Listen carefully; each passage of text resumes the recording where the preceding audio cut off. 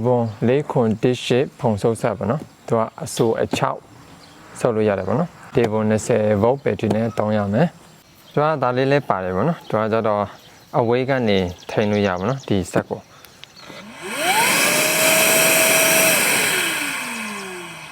သူကအဖွင့်လဲရတယ်အပိတ်လဲရပါနော်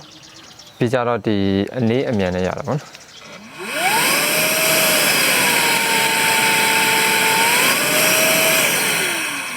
ပါဝင်တဲ့ပစ္စည်းပေါ့နော်ဒါလေးရဒီချမ်းပြင်ဖုံဆုပ်နေဟာနော်သူကဒီတိုင်း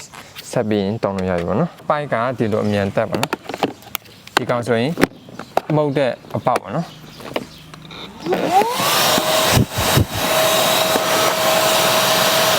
ဒါဆိုရင်မှုတ်တဲ့အပေါက်ဆုပ်လို့ရပြီပေါ့နော်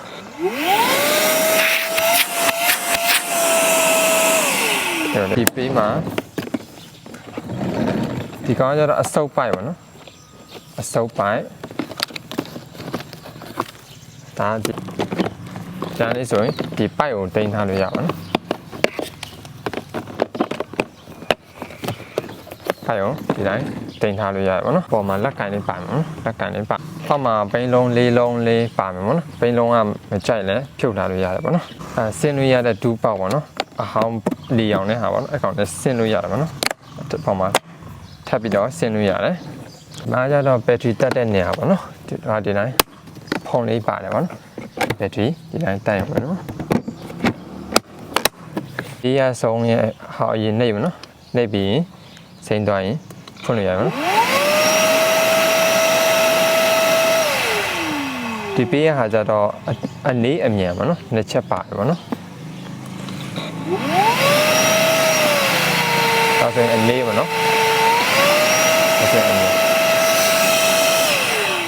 ဒီပိုင်နဲ့ဖုံဆုပ်တဲ့တွဲတုံးနဲ့ကောင်းတယ်ပေါ့နော်တင်ထားတဲ့နေရာရှိတယ်ပေါ့နော်တွေးအခန်းထဲမှာပေါ့နော်ထဲမှာ9ခုပါတယ်ပေါ့နော်ဒီနေရာမှာစုပ်အုပ်ဖောက်ဆက်နဲ့တွဲတုံးနဲ့ဟာပေါ့နော်ဟိုလိုမျိုးအဆူဆုပ်တဲ့ဟာပေါ့နော်ဆိုဖာတွေပါတယ်စေးရင်ဆုပ်တဲ့ဟာဆုပ်တဲ့ဟာပါနော်ဒီမျိုးဟာလည်းပါမယ်နော်ဒါ short put ပါဒီဆက်တွေနဲ့ကောင်းတေးကောင်းကြီးပေါ့နော်သူက site တုံး site ပါတယ်ဒီလိုမျိုးဆိုပြီး